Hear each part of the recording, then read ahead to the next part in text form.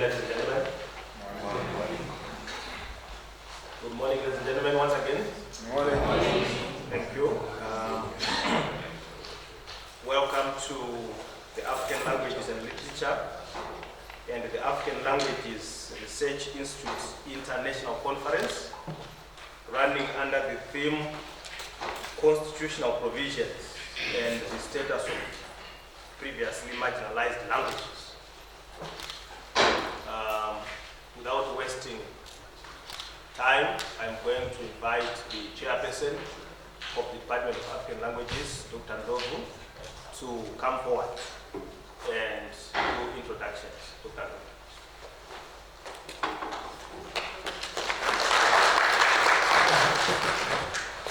Thank you very much, Director of Ceremonies, Professor F. Magera, the Vice Chancellor Advisor of Zimbabwe, Professor Elem Yabura, the previous academic affairs, the Dean Faculty of Arts, Prof. I.M. Wati, Deans of other faculties here present, Chairpersons of Department.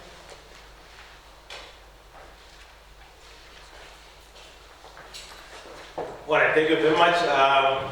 They always say to err is human, but to forgive is divine, right? Am I right? Okay, thank you very much. That's part of the language. So before I invite the chairperson, we are going to have a performance from Mr. Tekshua Tarindana. Thank you.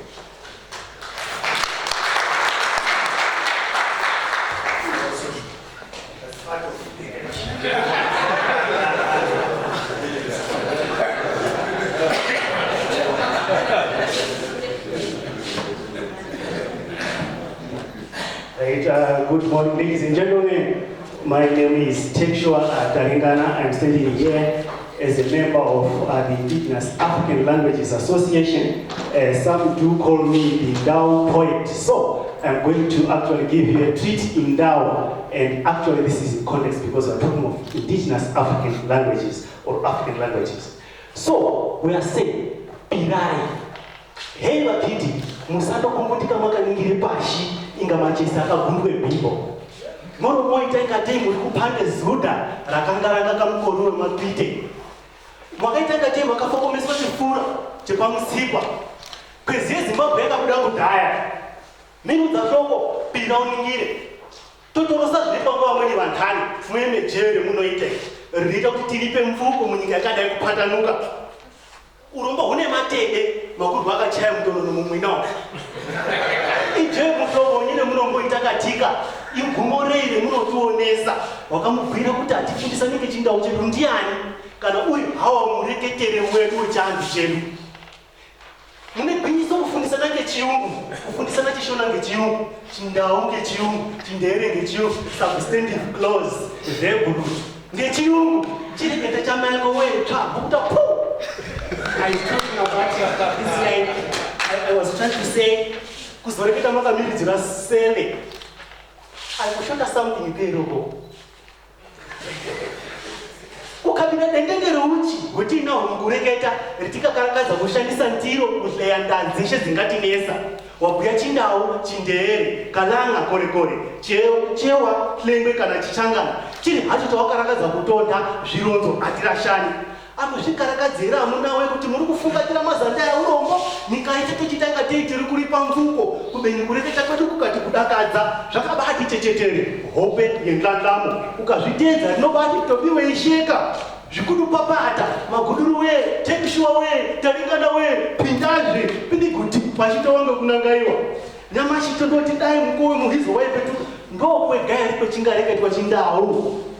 Madhodha, takuti utwe ndo chatuzere. Ungadai maZimbabwe muringidze bekainjepe pashi mubvunzire. Inyanga yakuri ingatidetsera chinengozuya nawakazombohamba ngekuri ndiye ungachiti kudora chiposo cha Rozi abatise ngore kune vatakatire ngirande vakaita ngerwangu chikoo chapambedzana vakonyere mabvura wadai kuhungura nyika.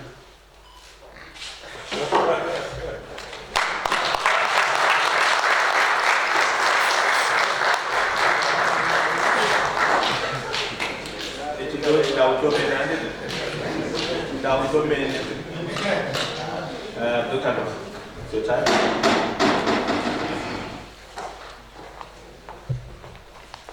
Thank you very much, Director of Ceremonies, Professor F. Mangena, the Vice Chancellor of Zimbabwe, Professor L.M. Nyambura, the PVC Academic Affairs, Prof. P. Mashiri, the Dean Faculty of Arts, Professor Aimwati, Deans of Other Faculties here present, Directors of Institute here present, Chairpersons of Departments here present, representatives of the various ministries here present, representatives of various civic organizations here present, our sponsors, invited guests and participants, our students, ladies and gentlemen, a very good morning to you all.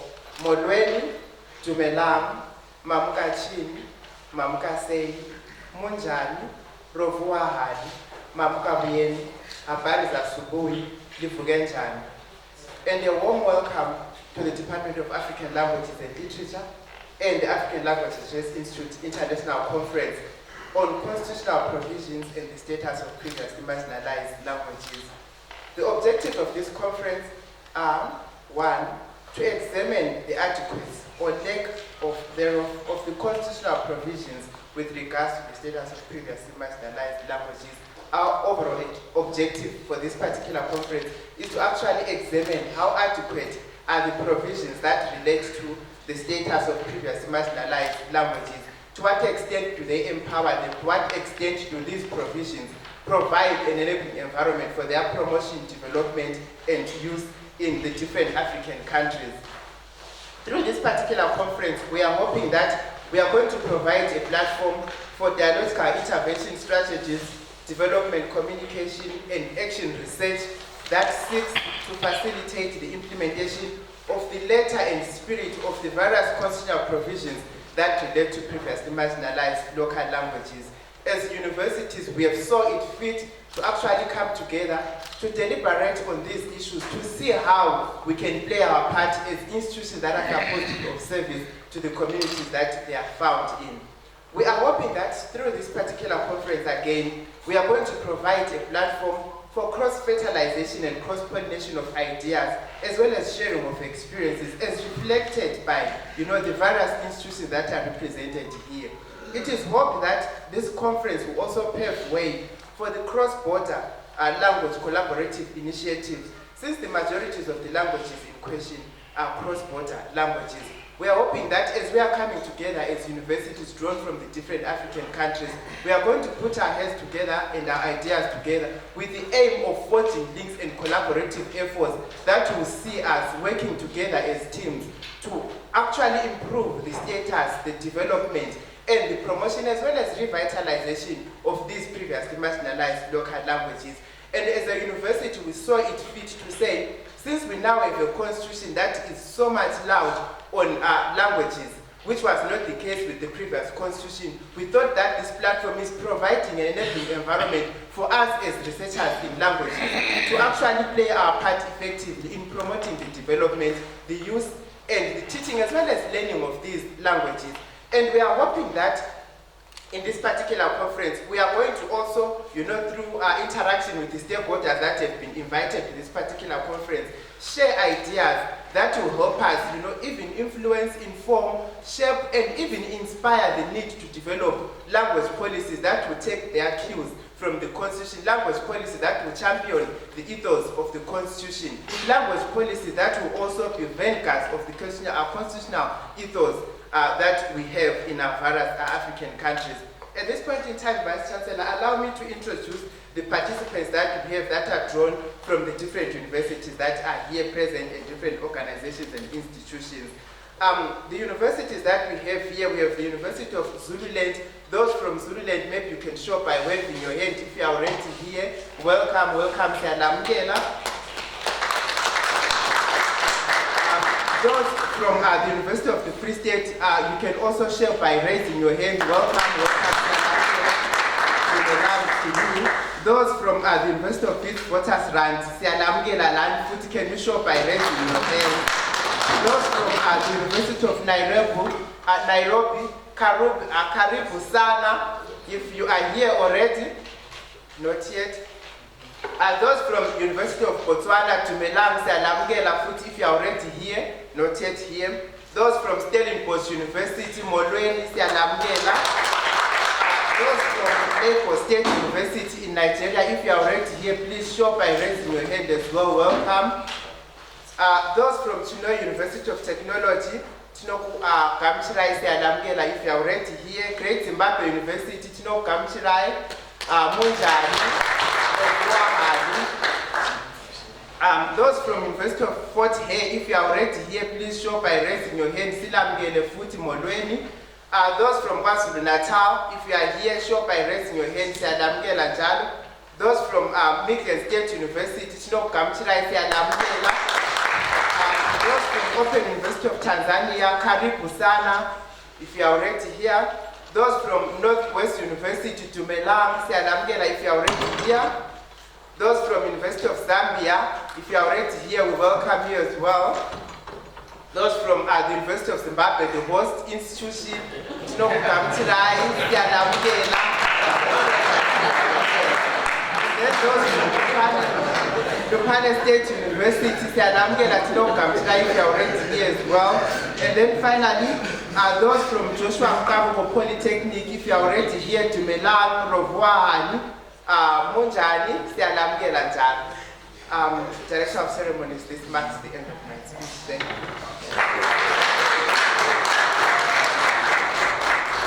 You left Rhodes and Western Cape. Oh, my sincere apologies. Rhodes and Western Cape. So, Lerato, please bear with me. Welcome. And then Rhodes and my sincere apologies. Thank you very much, Chairperson. It looks like everyone is here. Thank you. At this juncture, I will invite the Dean of the Faculty of Arts, Professor Mwati, to come forward and give his remarks.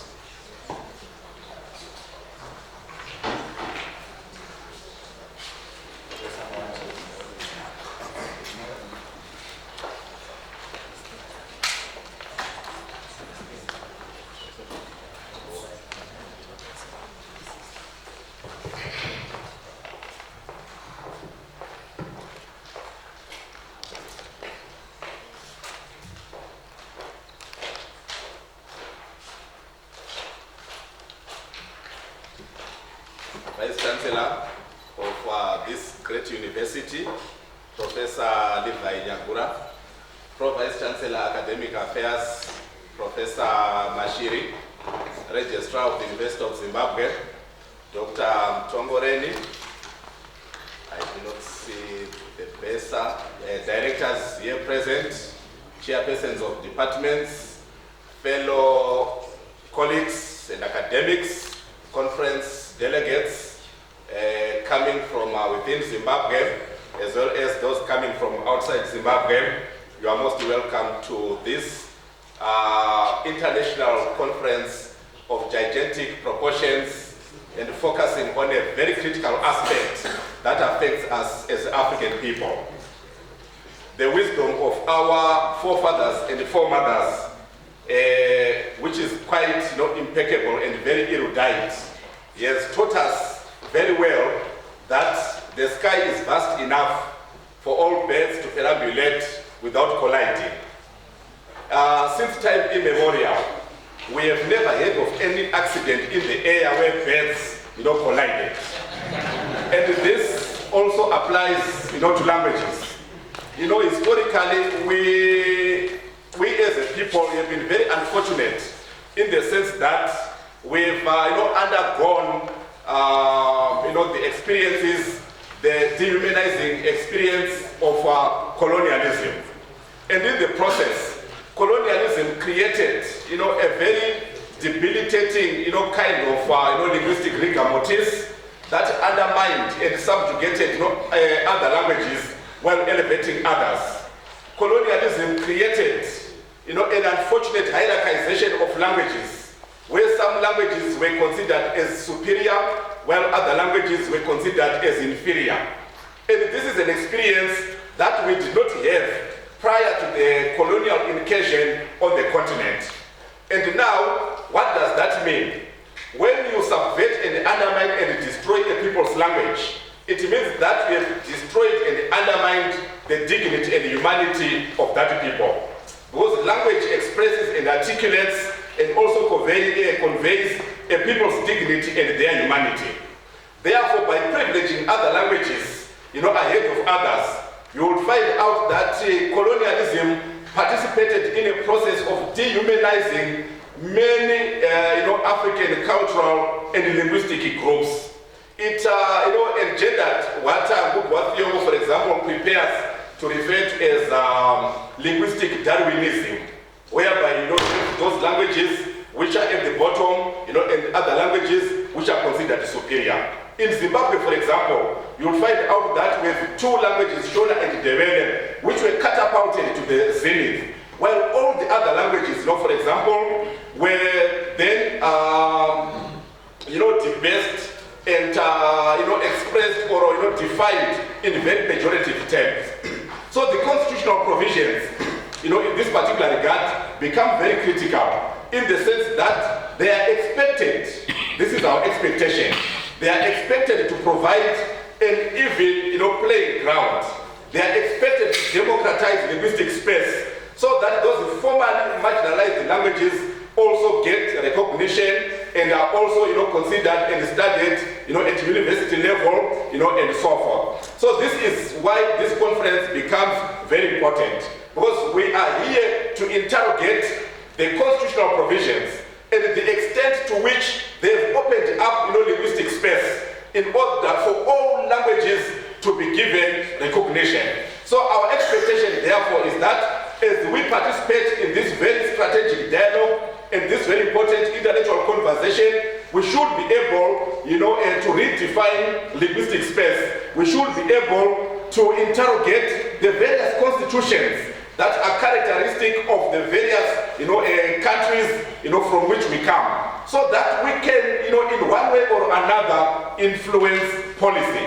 Because it is the responsibility of universities and academics in particular to influence policy. If academics fail to carry out that historic responsibility, it means that they would have failed completely, in their expected, obligations.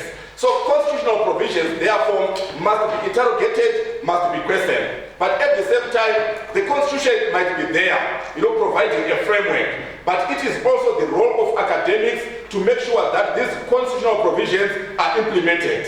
We can, blame, the lawmakers, government, and so forth. But we also have a role to play, as universities, in order for us to ensure that, we teach, we research, we document the previously marginalized languages. So in my view, this is a very important conference that is focusing on a very important aspect. And as the University of Zimbabwe, we are very much prepared to provide a platform for that kind of dialogue that influences and reshapes policy. Thank you.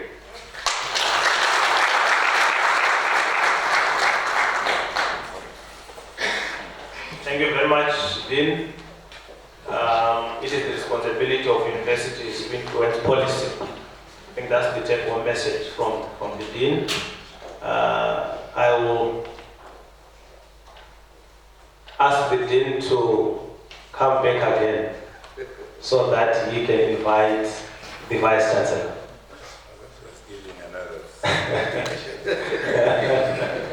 I can't do it myself. I'm too small. Thank you.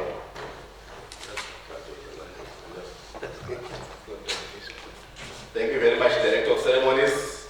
I now have the honor and privilege, ladies and gentlemen, to invite the Vice Chancellor of this great university of Zimbabwe to present his opening remarks. Vice Chancellor. Maybe before you do that, we need to recognize other organizations which are Okay, organizations.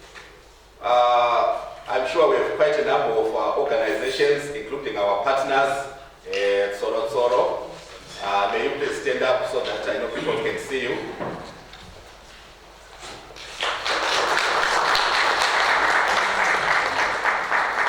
Thank you very much. So our partners, we have partly bankrolled this conference.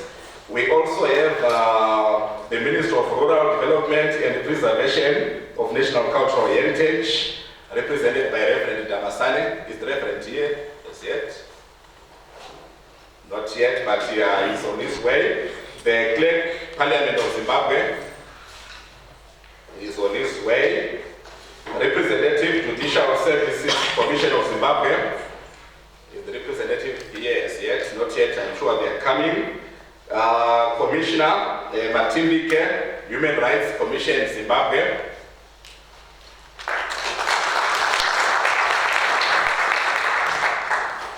The Director, Research Council of Zimbabwe. They are coming. The Director of our Serious Trust.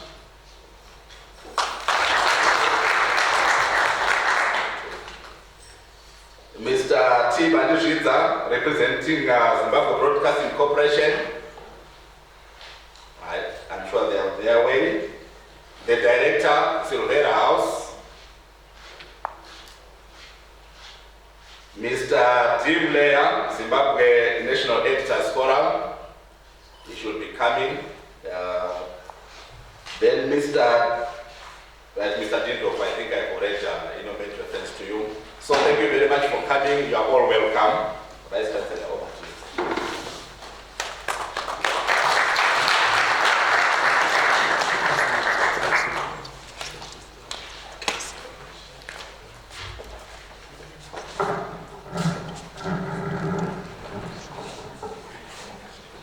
Thank you very much, Dean of the Faculty of Arts.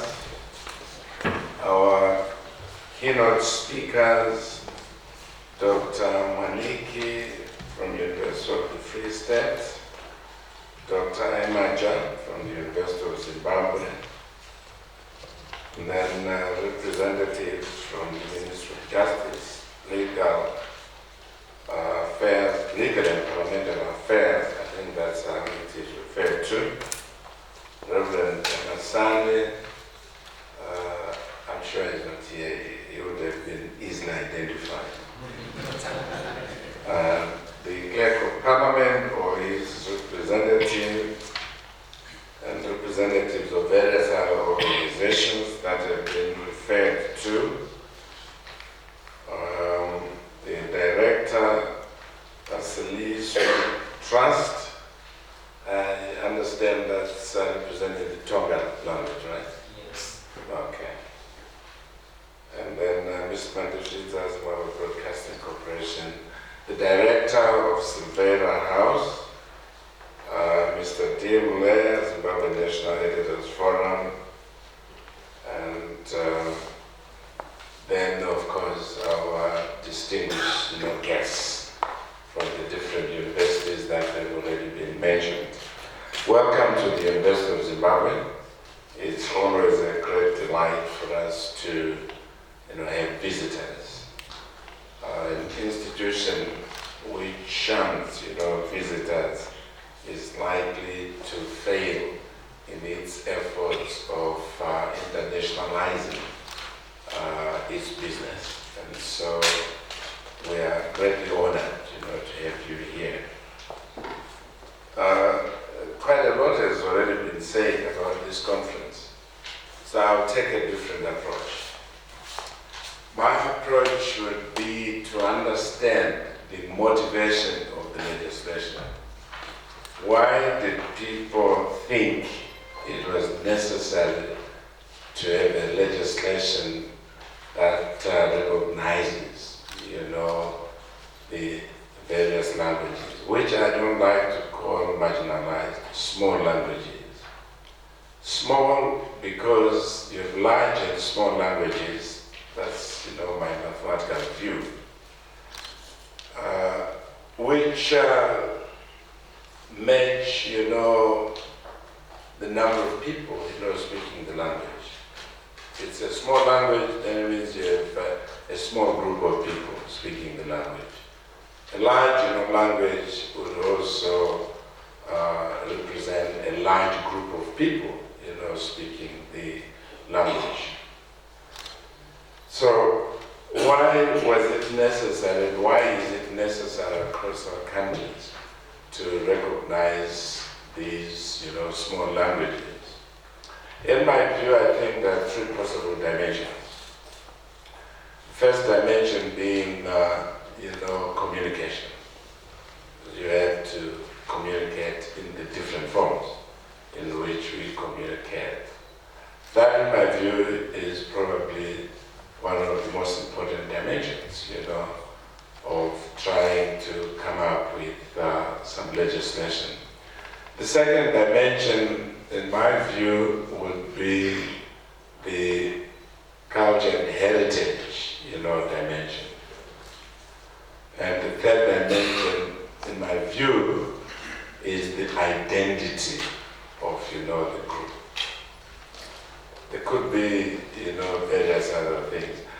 I have tried to use mathematics as a derived language from English or from Chinese, from French, from Afrikaans, and etc. In our case, obviously, we have derived the mathematics language, but vocalized, in English, when we use very special characters to register the concepts and processes that we have. So it is a language. It's a derivative, of the English language. And I want to believe that most Bantu languages have so many things in common. Yes. And a major representative language of the Bantu languages, in my view, is Kiswahili. And so it becomes very important, for us to be able to come up with a map that indicates what we might consider the central language and then the derivatives that are arising, from this, central language. Because of that kind of thinking, I decided it was important for us to teach Kiswahili. Because my conviction was that we'll get, greater insights into the development of the Bantu languages, and probably even go beyond, Kiswahili itself, to try and find the real source, of the Bantu, languages. And so while we talk about small languages, large languages, minority languages, marginalized languages, what we are all talking about could be derivatives from, the same source. If they're derivatives from the same source, then why would we not develop, these languages? Why would universities not pay attention to the development of these languages?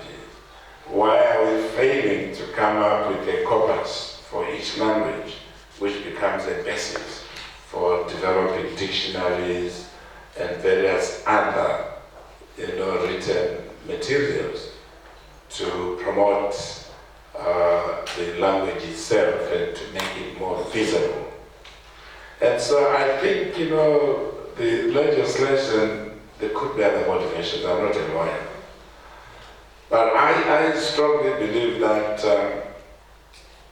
if you have at least 2 or more people, then the language can survive, provided these 2 people are not ashamed, to communicate in the language.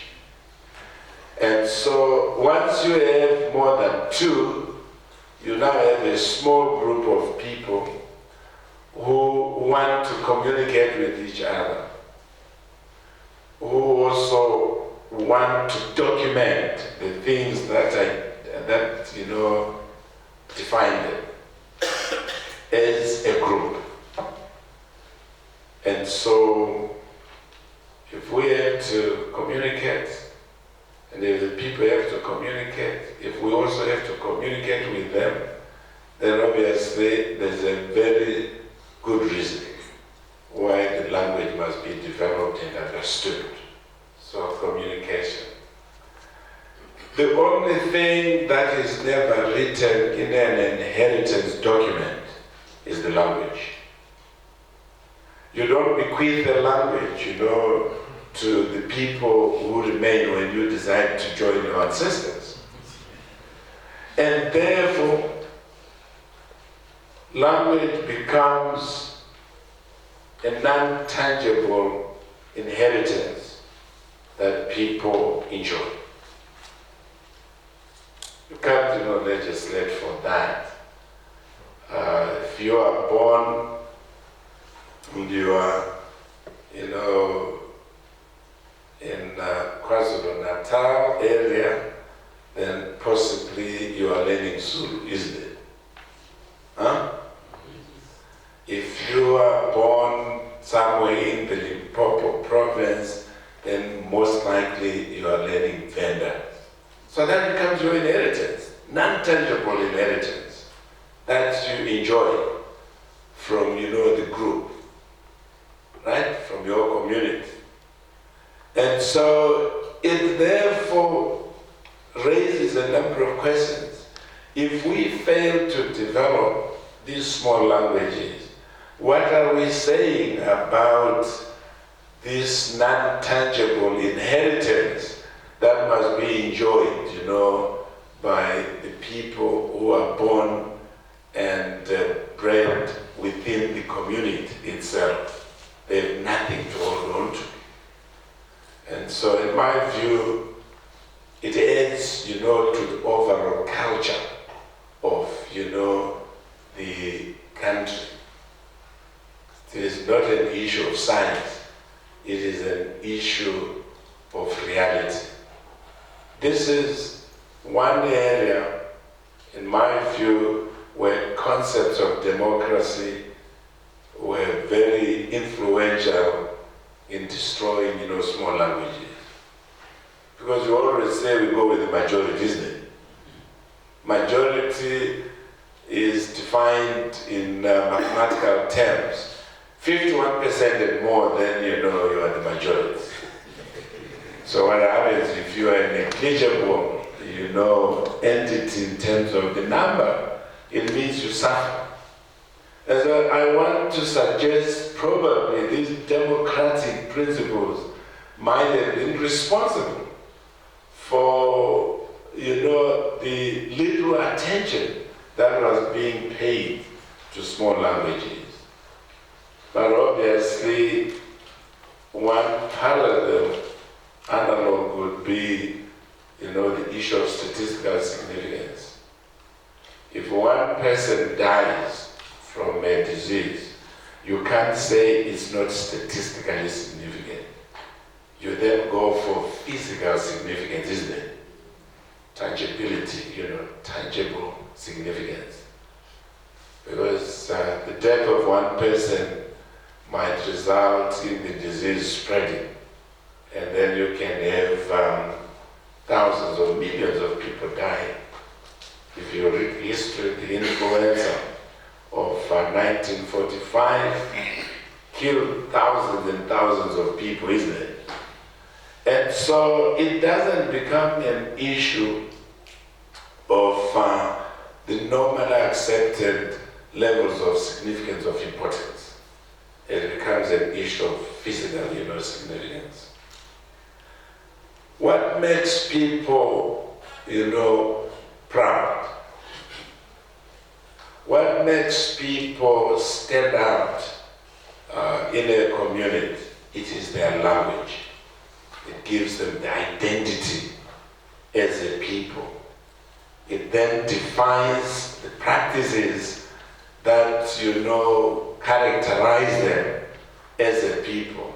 So if you go to Binga, the Tonga people stand out because of certain unique practices and features they have, isn't it? If you go to Mount Darwin, then you will find the Kore people have certain things that, make them stand out. And usually it is this language which we know captures these attributes of, a people, a group. And so I want to believe that the lawmakers must have convinced themselves that we are failing to identify and to recognize the existence and identity of groups of people that we have in the country. I know there is trouble which the Constitution refers to as Khoisan, isn't it? But of course, we must learn. You cannot, put a register that is not acceptable to the people. So that's another, possible cause of failure, isn't it? Consult, the people who understand the language, regardless of the size, of the group, of people. But people must have an identity, and the language usually makes us stand out as a defined, group. After all, it carries all our rituals, isn't it? It carries all our happiness. It carries all our sorrows. The way we cry because we are happy is different from the way we cry because we are sorrowful. And that, is communicated by the language. So as you deliberate, over the next, 2-3 days, I think it is important for us to understand the legal motivation of the legislation itself. But that will enable us to define the expected major milestones as we are developing and teaching, these languages. What is hidden behind the legislation in terms of the expected milestones? What are we trying to achieve? And what kind of empowerment are we envisaging being, given to the different small groups, that we have? Have we suffered because of these arbitrary boundaries that we have defining countries? Is there a difference between the Tonga people in Zimbabwe and the Tonga people in Zambia? No, there's no difference. That's the reason why we've hired 2 lecturers from the University of Zambia to come and teach Tonga here. And it's practical evidence of the oneness, that is there between the Tonga people on this side of the Zambezi River as opposed to those in Zambia. Are there any differences in the way we speak, the groups in South Africa, the groups in Zimbabwe? Obviously, there are no differences. But we've created, false boundaries to let our people fail to continue identifying themselves and celebrating and enjoying as one, group, which is most regrettable. And so, as you are really focusing on this matter, this is very important. My expectation is that we will get a greater and deeper understanding of what the objectives and the motivation of the legislation is, and what we need to do to now accelerate the development of these languages, development of literature in these languages, development of dictionaries, development of various types of useful sources of information like music, medical documents,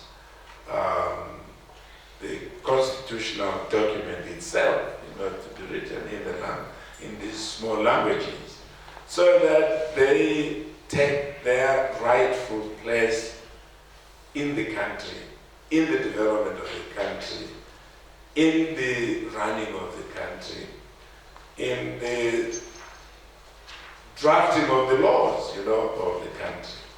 And when we reach that kind of level of participation, then I think the legislation will be viewed as having had a very powerful impact in terms of making every group, regardless of size, in a given country, see its identity, enjoy its non-tangible inheritance that it has. So I wish you well as you deliberate, and it therefore becomes my singular honor to declare this conference open. I thank you.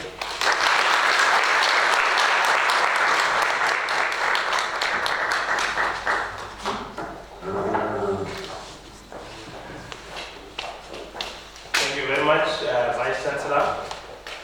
We'll put the point together with the Vice Chancellor once again. Thank you.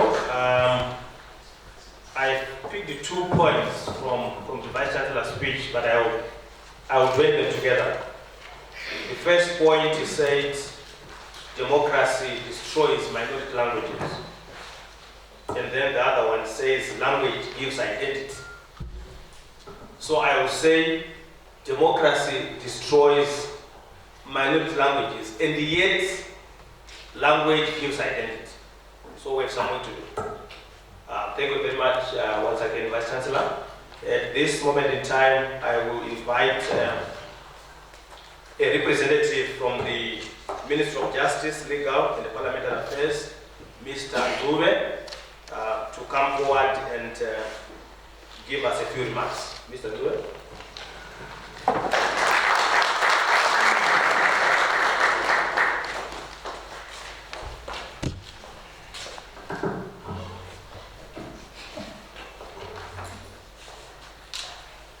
Thank you very much, Director of Ceremonies. I feel humbled to be part of this meeting. I recall that 11 years back, I started my LLBS here, and we used to bore the Vice Chancellor so much, even though he doesn't know me, but I know him so well. We would knock in his doors via lights of Mr. Paraushe, who was still here then. So it is my honor to be with you today. The Vice Chancellor of the University of Zimbabwe, President Yangura, the Pro-Vice Chancellor, Academic Professor Shiri, the Registrar, the University of Zimbabwe, the Dean of the Faculty of Arts, Professor Wati, Departmental Chairpersons here present, members of the lecturing staff here present,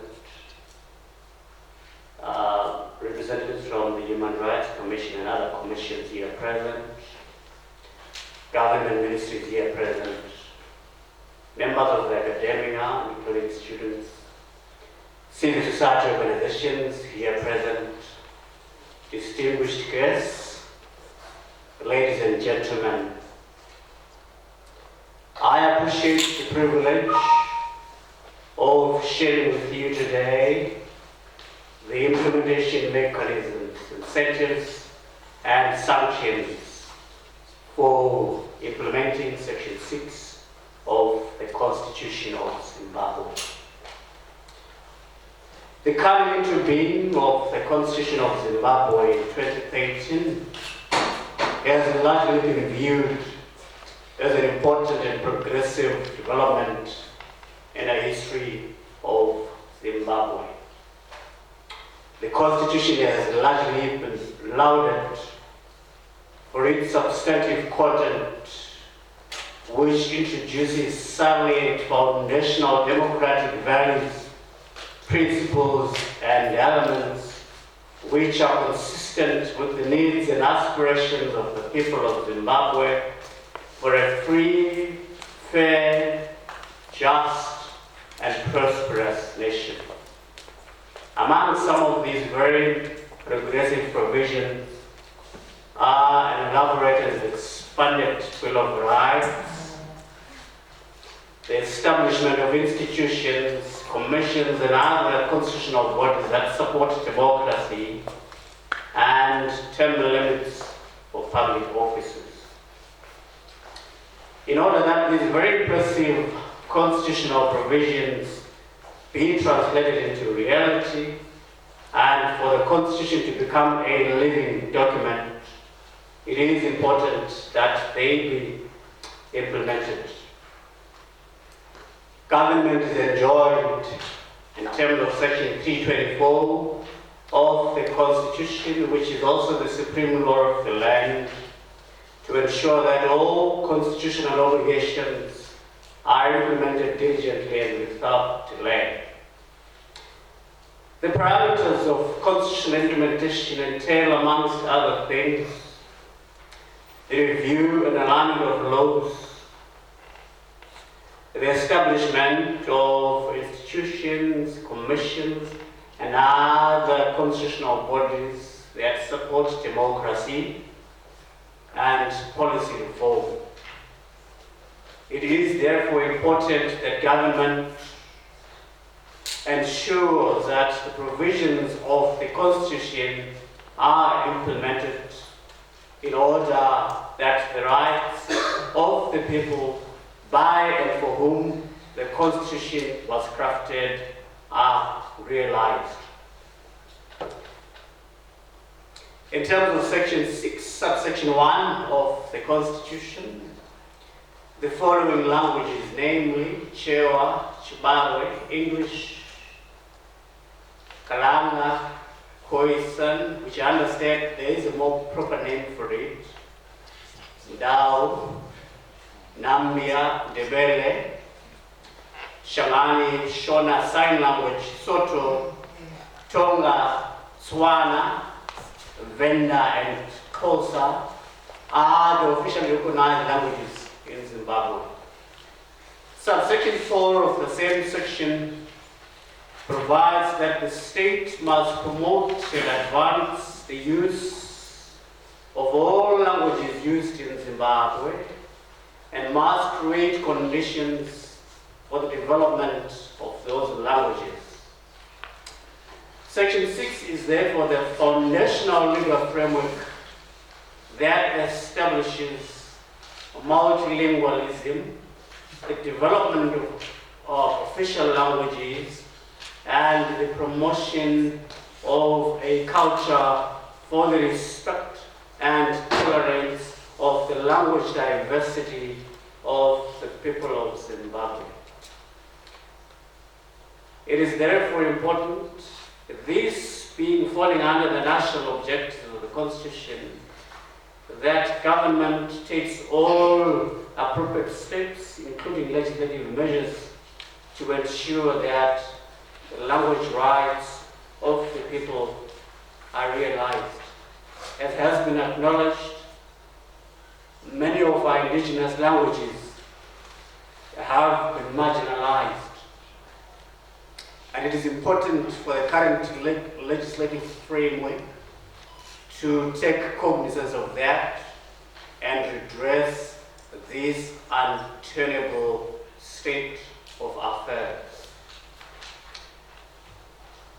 The Ministry of Justice, Legal and Parliamentary Affairs, through the Inter-Ministerial Task Force and Legislative Alignment, is coordinating the alignment of laws to the Constitution. Within the Ministry, the Departments of Constitutional and Parliamentary Affairs, the Law Development Commission, and the Attorney General's Office, Legal Drafting Division, have specifically been tasked to spearhead this alignment process. The process intrinsically entails the review of laws in order to ensure that they reflect the provisions of the Constitution. I may mention that when the Constitution came into being, there are a number of laws that remained incongruent to the supreme law of the land and hence required alignment so that they reflect the provisions of the then new Constitution. It is the responsibility of government ministries to initiate review of the laws that they administer. I may want to mention that whereas in other countries, particularly Kenya, there was a Constitutional Implementation Commission which was responsible for ensuring that all constitutional provisions were implemented.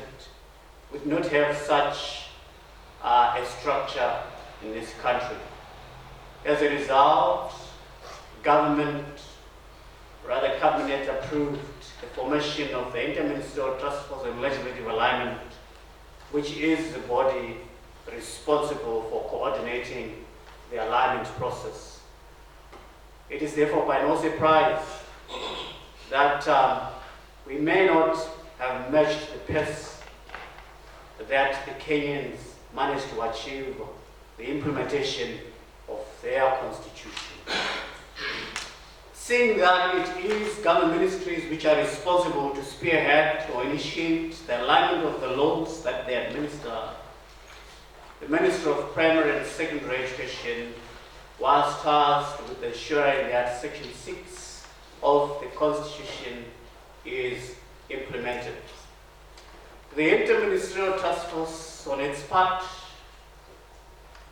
worked on a position paper and draft languages bill, which has since been submitted to the Minister of Primary and Secondary Education for their further action. We therefore hope that the ministry concerned will be able to expeditiously work on these documents in order to come up with the languages legislation. The languages legislation is in keeping with the provisions of Section 6, subsection 2 and 3 of the Constitution.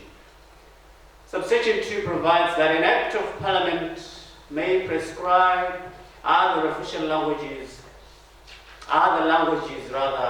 as official languages, and may also prescribe languages of record. So you will realize that the Act of Parliament or the languages legislation, when it comes into being, it can also provide for other languages, excluding the 16 already provided for in Section 6 as official languages of this country. So that speaks to the importance that the language legislation that is being crafted has, insofar as ensuring that language rights and language matters in this country are taken care of. There are other provisions in the Constitution that speak to the importance of our indigenous languages. Section 56, subsection 3, prohibits or outlaws discrimination on the basis of language. Section 3 provides for the rights that people have to use a language of their choice. Section 70, subsection 1, refers to the language rights of arrested, detained, and accused persons, with a particular emphasis on a right to fair trial, with proceedings being conducted or interpreted into a language of the affected person's choice. So the Constitution is very clear, these provisions falling under the Bill of Rights, that the indigenous languages should be treated with the respect that they deserve. In keeping with Section 6 and in accordance with the obligation that the state has as provided for in Section 7 of the Constitution, namely to promote public awareness of the Constitution, government has made significant strides in reproducing the Constitution into our indigenous languages. To date, the Ministry of Justice, Legal and Parliamentary Affairs has been able to produce abridged versions of the Constitution into a number of our indigenous languages, including Chewa, Kalanga, Ndebele, Nambia, Tonga, Soto, and also Braille for the visually impaired. The ministry also, in partnership with a number of universities, including the University of Zimbabwe, the Midland State University, the Great Zimbabwe University, Lupane State University, Chinoy University of Technology, and Reformed Church University, is translating the entire constitution into all the officially recognized languages as provided for in section 6.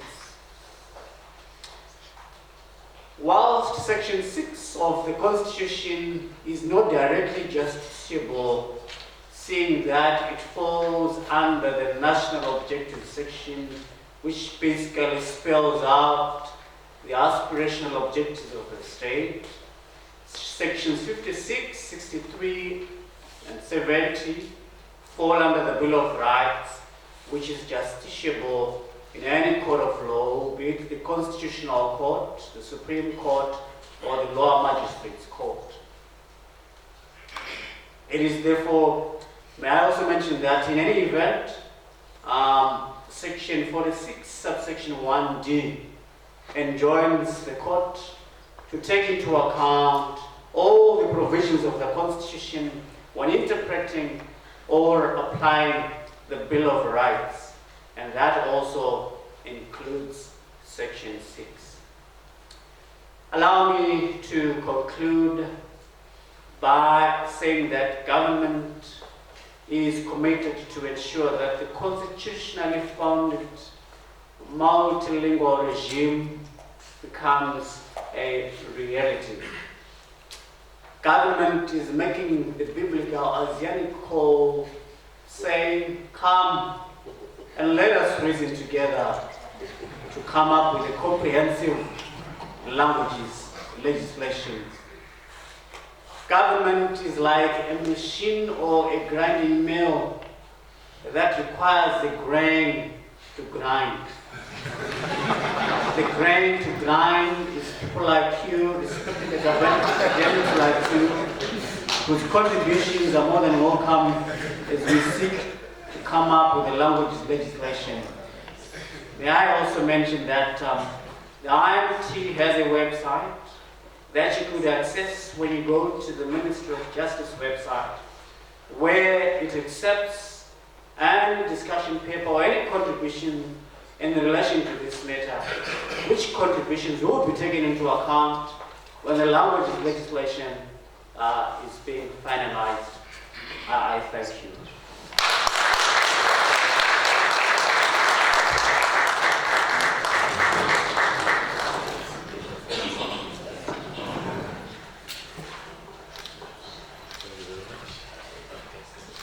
Well said. Well said. Yes, a lot. Thank you, my little colleague.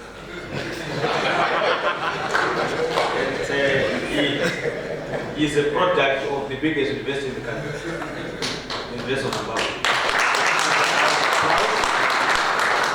Okay, thank you. We are still waiting for Reverend Damasale to come so that he can give a few remarks representing the Ministry of Rural Development. So we are going to proceed with our program by inviting Commissioner Matindike from the Zimbabwe Judicial Services Commission to give us a few remarks. Commissioner Matindike.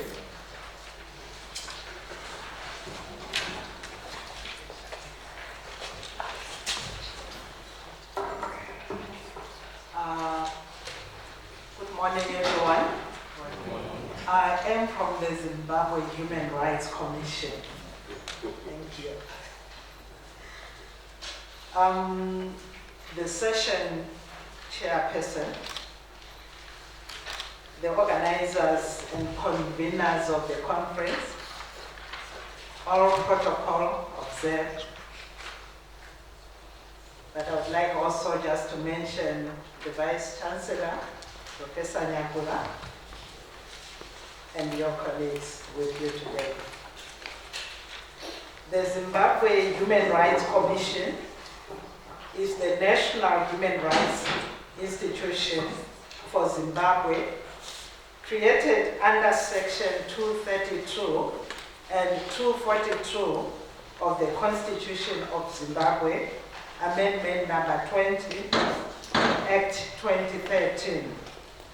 The operational framework of the Zimbabwe Human Rights Commission is provided for in the Zimbabwe Human Rights Commission Act, Chapter 1030. The mandate of the Zimbabwe Human Rights Commission is to protect, promote, and enforce human rights and fundamental freedoms at all levels of society in Zimbabwe. After its inception, the Zimbabwe Human Rights Commission conducted a baseline survey on perceptions, attitudes, and understanding of human rights in Zimbabwe. The purpose of the baseline survey was to build a knowledge base for the Commission to make informed programming decisions in the discharge of its mandate. Some of the key findings from the baseline survey were the general lack of knowledge on human rights and the existence of the Zimbabwe Human Rights Commission. Using the findings from the baseline survey of the Zimbabwe Human Rights Commission, it developed a strategic plan 2015 to 2018 as a tool for implementing its dual mandate as a national human rights institution and a public protector. The Zimbabwe Human Rights Strategic Plan outlines key strategies and plans on how the Commission seeks to raise awareness on human rights as well as its existence to the general public. Some of the key strategies involve conducting workshops, outreaches, commemorations of key global events such as the International Human Rights Day and other promotional activities. One of the key issues from the baseline survey concerns lack of awareness of human rights among marginalized groups in the country, including ethnic minorities. Section 6 of the Constitution Amendment 20 Act upholds the rights of all indigenous peoples of Zimbabwe to their cultural identity through expression of their indigenous languages. In this regard, the Constitution recognizes 16 official languages, including sign language. The Constitution guarantees equitable treatment of all officially recognized languages and enjoins the state to promote use, development, and advancement of all languages recognized by the Constitution. In addition, Section 3(2)(h) upholds recognition of ethnic, racial, cultural, linguistic, and religious groups. Further, Section 16 guarantees the preservation of cultural values and practices which enhance the dignity, well-being, and equality of Zimbabweans, including preservation of Zimbabwe's heritage and respect for the dignity of traditional institutions. Promotion of indigenous knowledge systems of local people, communities, and people finds expression in Section 33 of the Constitution. The underlying and overarching emphasis of the foregoing constitutional provisions imply key role for the Zimbabwe Human Rights Commission in enforcing implementation of the letter and spirit of Section 6 of the Constitution of Zimbabwe, including improving the status of previously marginalized groups. Key roles of the Zimbabwe Human Rights Commission in this regard include the following: to receive and consider complaints of violations of linguistic, ethnic, cultural heritage, or other actions that infringe the rights of previously disadvantaged and marginalized groups to ensure appropriate redress. It also does monitoring the inclusion and integration of all constitutionally recognized official languages in school curricula, particularly in view of the introduction of the new school curriculum, to promote equitable treatment and coverage of all languages from basic to tertiary levels of education, to promote the recognition, well-being, and dignity of previously marginalized ethnic groups. Advocacy to ensure that basic school and tertiary level teaching, reading, and other learning aids, including online resources, are translated and conveyed in all officially recognized languages. Monitoring and assessing government science, technology, engineering, and mathematics, the STEM initiative, to promote participation of rural marginalized ethnic groups in sharing and deriving benefits from the initiative as a basis for an equitable and inclusive development. Monitoring programs, measures, and initiatives by the state and government ministries and departments to ensure they are communicated and disseminated in all official languages to promote equitable treatment of indigenous languages and enhance active and informed participation by all ethnic and indigenous groups. Monitor private and public media institutions to ensure they embrace equitable treatment and coverage of all officially recognized languages in their content and coverage, including deliberate and proactive integration of indigenous languages in all their programs, activities, and employment practices to promote equality and promote dignity for all indigenous minority groups, particularly previously marginalized ethnic minority groups. Conduct awareness of provisions of Section 6 of the Constitution across all sectors of government, private sector, and civil society organizations to ensure mainstreaming of linguistic and cultural diversity in all their activities. Conduct and evaluate educational and promotional activities to raise awareness of Section 6 of the Constitution in regard to use and adoption of all officially recognized languages and cultures, and to monitor compliance by state and non-state institutions to ensure enforcement and recommend corrective actions to responsible state institutions, including Parliament, to ensure redress of violations and inequities. The Special Interest Groups Thematic Working Group of the Zimbabwe Human Rights Commission works with marginalized and vulnerable members of society, such as indigenous minority groups, older persons, people with disability, and youth. The priority theme for the Special Interest Group for 2016 to 2017 is promotion of rights of indigenous people in Zimbabwe. In response to this priority theme, the thematic working group is working closely with indigenous communities such as the San people of Cholocho. A human rights situational analysis of the San people was conducted in Cholocho in June 2016 by the thematic working group, and issues of preservation of their language and culture featured on the list of the human rights issues which they raised.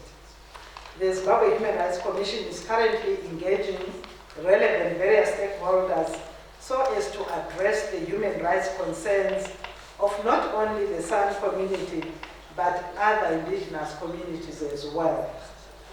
Given the broad and dual mandate of the Zimbabwe Human Rights Commission, it is critical for all key stakeholders in government, civil society, the private sector, the media, research institutions, academia, and others to collaborate in constructive partnerships to ensure that provisions of the letter and spirit of the Constitution of Zimbabwe are respected, enforced, and promoted. Partnerships between the Zimbabwe Human Rights Commission and other key players will uphold the rights of indigenous minorities and all previously marginalized linguistic and cultural groups, and ultimately promote progressive realization of the rights of previously marginalized groups in Zimbabwe. I thank you.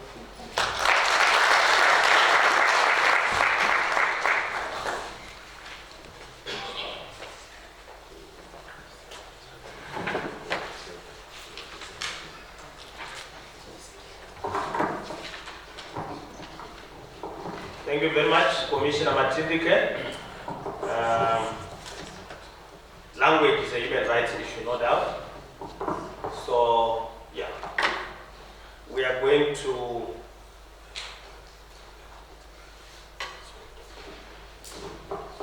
give questions directed to the three presenters.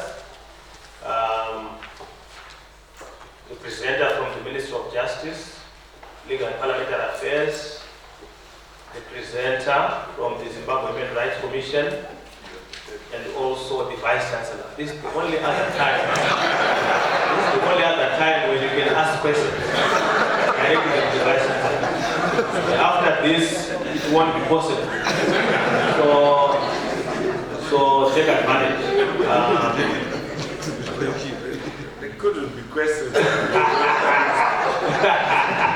Probably people want to understand a few things from the Vice Chancellor. So we have about 10 minutes to have those questions. You can have questions, you can have comments. Still okay. Do you have another mic, Mr. Nambo? Thank you.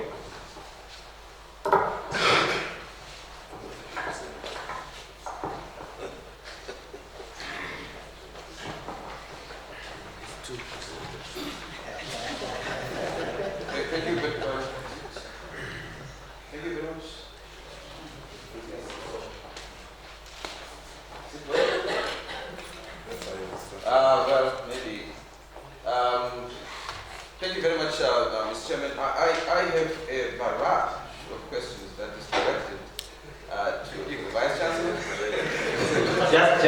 Just ask two questions.